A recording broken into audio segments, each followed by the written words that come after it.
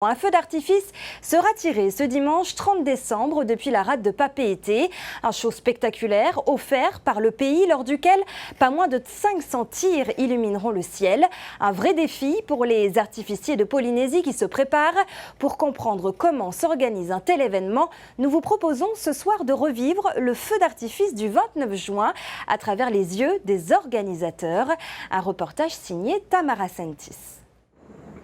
Les feux d'artifice sont toujours un moment féerique, mais pour ceux qui les conçoivent, c'est surtout un vrai challenge. Dès le petit matin, l'équipe d'artificiers est à pied d'œuvre sur la barge de laquelle seront tirés les feux. C'est un gros travail en amont, de l'écriture jusqu'au tir du feu. C'est une grosse dizaine de jours de travail réalisé en atelier et sur le site aujourd'hui.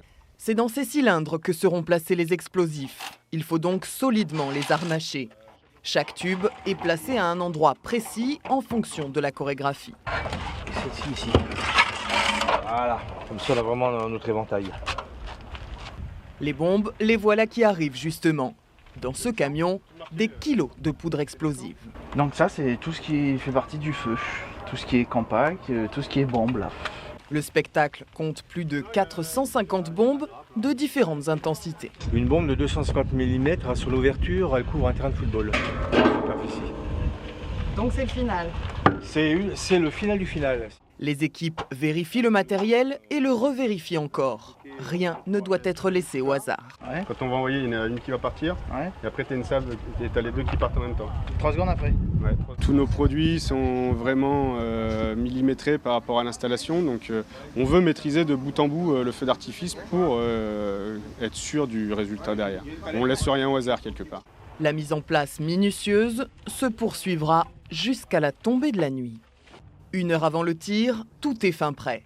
Les bombes ont été recouvertes d'aluminium et de plastique, les câbles enfouis sous des mottes de sable pour limiter les risques d'incendie.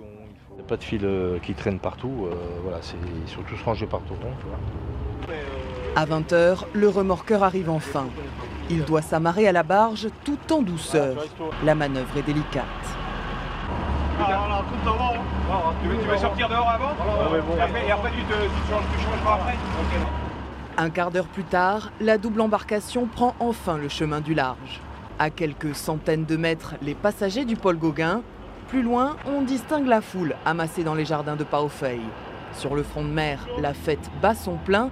Personne ne se doute que sur l'eau, l'équipe d'artificiers est en plein boom. Attache-le en bas et laisse un peu de boue. Fais le bout. Tire. C'est bon. Une dernière vérification. Et c'est parti.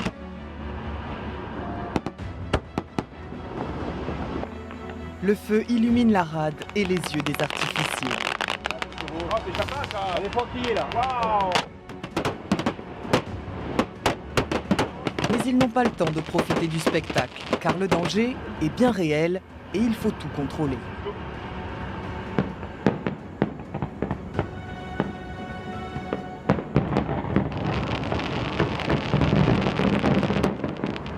Le bouquet final terminé, l'urgence est à la sécurité. Certaines bombes ne se sont pas déclenchées et il faut vite les désamorcer pour éviter qu'elles n'explosent sur la barge. Ah ouais, encore. Celui-là il a tout pété? Non, celui-ci, les deux premiers sont morts.